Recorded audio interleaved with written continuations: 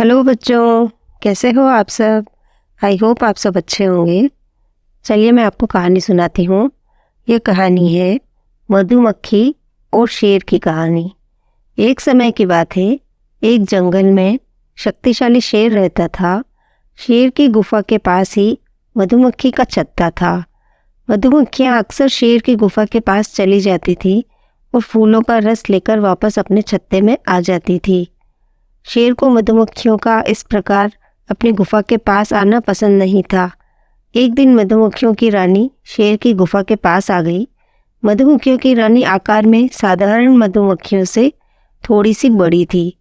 मधुमक्खियों की रानी को देखकर शेर बहुत नाराज हुआ और उसने जोर से आवाज़ देकर मधुमक्खियों की रानी को बुलाया और चिल्लाते हुए बोला, तुम लोग दिन भर मेरी गुफा के सामने मंडराते रहते हो।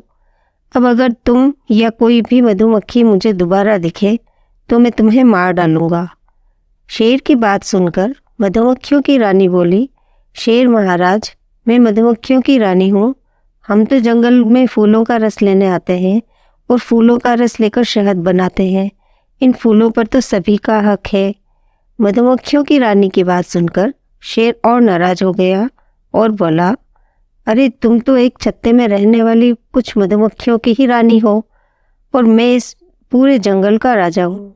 तुम जब भी आती हो तो मुझे प्रणाम किया करो, अन्यथा मैं तुम्हें मसल कर रख दूंगा।